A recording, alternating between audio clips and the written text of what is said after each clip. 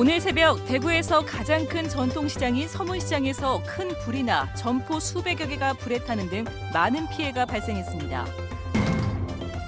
대구시와 중구청은 각각 서문시장 화재 재난대책본부와 수습지원본부를 구성하고 정부에 특별 재난지역 선포를 요청했습니다. 서문시장 화재 현장을 중계차로 연결해 화재 진화 상황을 실시간으로 알아봅니다. 민주노총은 오늘 1차 민중 총파업을 통해 박근혜 대통령 퇴진과 각종 정책 폐기를 촉구했습니다. 이번 주말에도 집회가 이어집니다. 여러분 안녕하십니까? 대구 경북 소식 전해드립니다. 안 그래도 요즘 견디기가 너무 힘들고 어려운데 또 가슴 아픈 일이 발생했습니다. 왜 이런 일이 자꾸 반복될까요? 오늘은 서문시장 화재 소식 집중 전해드리겠습니다. 오늘 새벽 대구의 가장 큰 전통시장인 서문시장에서 큰 불이 나 점포 670여 개가 잿더미로 변했습니다. 11년 전에도 대형 화재가 있었는데 비슷한 화재가 되풀이되고 있습니다. 먼저 도성진 기자가 보도합니다. 1층 상가에 붙은 불이 건물 전체를 삼킬 듯 무섭게 타오릅니다. 소방 헬기까지 동원돼 물을 뿌려보지만 불은 잡히지 않고 거대한 연기 기둥이 하늘을 뒤덮습니다. 오늘 새벽 2시쯤 대구 서문시장 4지구에서 불이 났습니다. 4지구 건물은 1976년도에 지어진 낡은 건물인 만큼 불길을 이기지 못하고 붕괴되고 있어 소방관들이 접근을 하지 못하고 있습니다. 한복 같은 의류와 이불을 주로 파는 670여 개 모든 점포가 잿더미로 변했습니다. 지금은 호수 제철이라서 한 물건 다 열어놨어요. 다 물건 엮고 이제 손님 기다리잖아요. 인화성 물질이 유독가스를 내뿜는 데다 진화 과정에서 시장 건물 곳곳이 무너져 내려 소방관 2명이 파편에 맞아 다치기도 했습니다. 배기나 이런 게 없기 때문에 방화배기 역할을 할 수 없는 그런 구조물이 없다고 보면 됩니다. 그래서 이게 크게 빠르게 연소 확대됐다. 경찰은 수사 전담팀을 꾸리고 화재 원인을 찾고 있지만 시장 내 CCTV도 일부 불에 탄 데다 목격자들의 발화 지점 진술도 엇갈려 어려움을 겪고 있습니다. 내일 오전에는 국과수와 소방 전문가 등 40명으로 구성된 감식반이 정밀 감식을 할 예정입니다. MBC 뉴스 도성진입니다. 전통시장에 불이 났다 하면 대형 화재로 이어지기가 일쑤인데 전통시장 특유의 구조를 짚어보지 않을 수 없습니다. 불이 잘 붙는 물건은 많은데도 방화벽도 없이 통로는 좁고 화재 진압 장비는 허술합니다. 이어서 한태현 기자입니다. 불이 난 서문시장 4지구의 8년 전 상가 내부 모습입니다. 설을 앞둔 대목을 맞아 한복점마다 한복이 가득 들어차 있습니다. 천장은 물론 비좁은 통로에도 한복과 원단으로 빼곡히 채워졌습니다. 전체 상가의 70% 정도가 이런 의류를 취급하고 나머지도 이불, 침구 등이다 보니 불이 나자 거대한 불쏘시개로 변한 겁니다. 불에 잘 붙는 물건이 대부분이라 불만 붙으면 유독가스를 내뿜어 화재 진압을 위한 진입조차도 쉽지 않았습니다. 4지구 천장에 설치된 1,300여 개 스프링클러 헤드가 순차적으로 작동했지만 이마저도 무용지물이었습니다. 시장 건물은 스프링클러 헤다가 30개가 동시에 터졌을 때 최소한 20분간 물을 쏟아낼 수 있는 그런 기준으로 그렇게 되어 있습니다. 워낙 대형 화재가 잦아 시장 안에 119 안전센터가 설치됐지만 소방차가 도착했을 때는 이미 불길을 잡을 수 없을 지경이었습니다. 대신 119 안전센터가 현장에 도착했을 때는 상당히 연소가 진행되는 걸로 알고 있습니다. 지은 지 40년 된 건물에 방화벽 자체가 없는 구조 때문에 불은 무섭게 건물 전체로 확산됐습니다. 배기나 이런 게 없기 때문에 방화배기 역할을 할 수 없는 그런 구조물이 없다고 보면 됩니다. 그래서 이게 크게 빠르게 연소 확대됐다. 초기 진압에 실패하고 11년 전 화재에서 조금도 나아지지 않은 시장 구조가 또다시 대형 피해를 내고 말았습니다. MBC 뉴스 한태현입니다. 시장 상인들은 새벽부터 현장에 달려나와 타들어가는 상가를 보며 발만 동동 굴러야 했습니다. 삶의 터전을 한순간에 잃어버린 상인들은 할 말조차 잃어버렸습니다. 김은혜 기자입니다. 어둠이 내려앉은 새벽, 서문시장 4지구는 시커먼 연기와 열기로 휩싸였습니다. 속수무책으로 지켜볼 수밖에 없는 상인들은 눈시울을 붉히고 말을 잇지 못합니다. 지금은 혼수 제철이라서 한물은 다 연하세요. 다 물건 엮고 이제 손님 기다리잖아요. 모처럼 여기서 진화가 됐으면 좋겠는데. 날이 밝았는데도 불길은 잡힐 줄 모르고 매캐한 연기를 뿜어내는 건물 모습이 드러나자 상인들은 체념 속에 앞날을 걱정했습니다. 처음에 들었을 때는 정신이 하나도 없었는데 이제는 뭐 불이 다 나버리니까 뭐 이거는 뭐 건질 기대도 없으니까 뭐 그냥 지금 이제 앞으로 이제 어떻게 이제 장사를 또 해야 되나. 일부 상인들은 서문시장 내 소방안전센터가 있는데도 초기 대응이 늦었다며 분노했고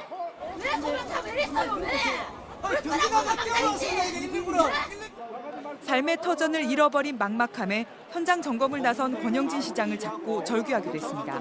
권영진 시장님 제발 좀 살려주십시오. 제발 좀 살려주십시오. 비상대책위원회를 꾸린 서문시장 상가연합회는 지난 2005년 이지구 화재의 악몽이 되풀이됐다며 철저한 화재 원인 규명과 대책 마련을 요구하고 있습니다. MBC 뉴스 김은혜입니다.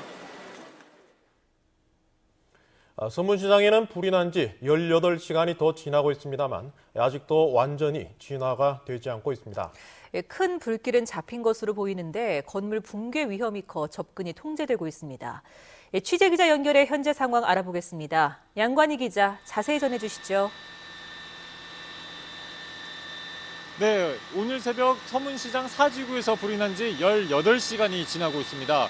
지금도 뒤로 보시는 것처럼 화재 진압이 이어지고 있는데요. 큰 불길은 잡힌 듯 연기가 낮에 비해 많이 줄었지만 지금도 연기가 여전히 계속 오르고 있습니다. 오후부터 비가 내렸지만 서문시장에 설치된 지붕등 때문에 화재 진압에 큰 도움은 되지 못하고 있습니다. 지금도 소방차 46대와 소방 공무원 등 290여 명이 아직 현장에 남아 화재 진화에 나서고 있는데요. 건물 붕괴 위험이 있어 상가 4지구 인근은 통행이 모두 통제되고 있습니다. 화재 소식을 듣고 새벽부터 나온 상인들은 먼 발치서 바라보면서 애를 태우고 있습니다. 몇몇 상인들은 바로 앞에 119 안전센터가 있는데 왜 초기 진화가 안 됐냐며 초기 대응을 문제 삼기도 했습니다. 보험 가입이 저조한 것으로 알려져 상인들의 피해가 클 것으로 보입니다.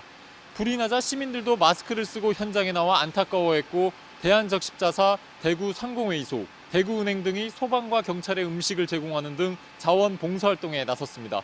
한편 대구 지역 대부분의 국회의원들과 김관용 경북도지사도 피해 현장을 찾아 지원 방안을 논의했고 조금 전인 저녁 7시 반쯤엔 더불어민주당 문재인 전 대표도 서문시장에 방문해 피해 상황을 듣고 상인들을 위로했습니다. 지금까지 대구 서문시장에서 MBC 뉴스 양관입니다. 오늘 4지구를 잃은 서문시장은 11년 전에는 2지구에도 큰 불이 나 600억 원이 넘는 피해가 나기도 했습니다. 거슬러 올라가 보면 1950년부터 화재가 끊이지 않고 있어 유독 대형 화재와 악연이 많은데요. 신병철 기자가 보도합니다. 11년 전인 2005년 12월 29일 밤 10시쯤 서문시장 상가 2지구에서 큰 불이 났습니다. 1층에서 이불 가게 누전으로 시작된 불이 2, 3층으로 급격히 번지며 900여 개 점포가 모두 잿더미로 변했습니다. 피해 금액만 640억 원. 오늘 불이 난 4지구처럼 옷가게와 생활용품 등 가연성 물질이 많아 완전히 진화하는데 무려 41시간이나 걸렸습니다. 당시 낡은 건물이 무너져 내려 철거하고 새로 짓기까지 몇 년의 시간이 걸렸습니다. 과거 전국 3대 시장으로 꼽혔던 서문시장은 대형 화재와 유난히 악연이 많았습니다. 1950년 10월에는 방화로 당시 돈으로 14억 5천만 환의 피해가 났고 1960년 6월에도 점포 2천여 개를 태우고 30여 명의 부상자가 발생하기도 했습니다. 1975년 11월에도 점포 1,700개를 태운 대형 화재로 당시 돈으로 46억 원의 피해가 나는 등 1970년대에만 20여 차례의 크고 작은 화재가 발생했습니다. MBC 뉴스 신병철입니다. 이번 화재로 피해액은 수백억 원에 이르고 4지구뿐 아니라 서문시장 전체의 타격이 불가피할 것으로 보입니다. 대구시는 수습지원본부를 구성했고 특별 재난지역 선포도 건의했습니다. 보도에 권윤수 기자입니다. 대구 중구청은 구청장을 본부장으로 하는 재난대책본부를 구성했고 대구시도 4개 반으로 수습지원본부 운영에 들어갔습니다. 대구시는 당장 불이 난 4지구는 물론이고 서문시장 전체의 영업에도 타격이 불가피할 것으로 보고 있습니다. 주변 상권 활성화, 지금 아마 당분간 야시장도 문 못 열 거고 당분간 주변에도 다 안 될 거예요. 이에 따라 대구시와 중구청은 정확한 피해 규모와 보험 가입 여부 등을 파악하고 어느 정도 지원이 필요한지도 조사하고 있습니다. 정확한 피해 규모는 아직 집계되지 않았지만 상인들은 최소 수백억 원의 피해를 주장하고 있습니다. 대구시는 화재 현장을 찾은 박인용 국민안전처 장관에게 소방 관련 특별교부금 지원과 함께 특별 재난지역으로 선포해달라고 건의했습니다. 가능하면은 응급복구를 하든 등 후속 조치를 해서 피해를 보시는 상인들께서 하루빨리 평상으로 돌아가실 수 있도록 조치를 하겠습니다. 별다른 선포 같은 거 없으신 거예요? 그거는 제가 검토해보겠습니다. 하지만 지난 2005년 화재 당시에도 특별재난지역 선포를 건의했지만 받아들여지지 않아 쉽지는 않을 전망입니다. MBC 뉴스 권윤수입니다. 다음 소식입니다. 박근혜 대통령의 세 번째 담화 이후 민심은 더 악화되고 있는 것으로 나타났습니다. 지역 노동계가 오늘 총파업을 한 데 이어 주말에는 역대 최대 규모 인파가 참여하는 촛불 집회가 예고되고 있습니다. 박재영 기자가 보도합니다. 저는 제 대통령직 임기 단축을 포함한 진퇴 문제를 국회의 결정에 맡기겠습니다. 박근혜 대통령이 세 번째 국민들 앞에서 머리를 숙였지만 성난 민심은 수그러들 기미가 보이지 않고 있습니다. 새누리당의 폭으로 자기가 오히려 뒤에 숨는 모습 아닌가. 그래서 오히려 국민들을 기만했다 이렇게 좀 생각을 합니다. 민주노총 대구지역본부 소속 조합원 3천여 명도 대통령의 퇴진과 각종 정책 폐기를 촉구하며 어제 오후 총파업에 돌입했습니다. 노동계는 사드 배치, 국정교과서 채택 등 주요 국가 정책이 최순실 국정농단에 휘둘렸다면서 박근혜 정부의 정책을 전면 폐기할 것을 요구하며 대구 도심을 행진했습니다. 노동계약 문제, 세월호 문제, 이러한 적폐들을 청산하는 이러한 과정이 지금 국민들의 요구고 우리 민주노총은 그러한 새로운 대한민국을 만드는 이러한 과정의 총파업을 앞으로도 지속적으로 전개할 계획입니다. 주말 촛불 집회의 규모도 더 커질 전망입니다. 대구 85개 시민사회단체로 구성된 박근혜 퇴진 시민행동은 역대 최대 규모인 10만 명의 인파가 모일 것에 대비해 국채 보상로에서 촛불 집회를 계획하고 있습니다. 시도민들의 촛불 집회 참여 열기는 계속될 전망이어서 박 대통령을 겨냥한 자진 사퇴와 탄핵 요구도 거세질 전망입니다. MBC 뉴스 박재영입니다. 지난 9월 경주 강진 이후 가동을 중단한 월성원전이 재가동을 준비하고 있습니다. 여진은 아직도 계속되고 있고 활성 단층 조사가 제대로 되지도 않아 불안감을 키우고 있습니다. 김영일 기자가 보도합니다. 지난 9월 12일 발생한 규모 5.8의 경주 강진에 월성원전 1, 2, 3, 4, 5기의 가동이 전면 중단됐습니다.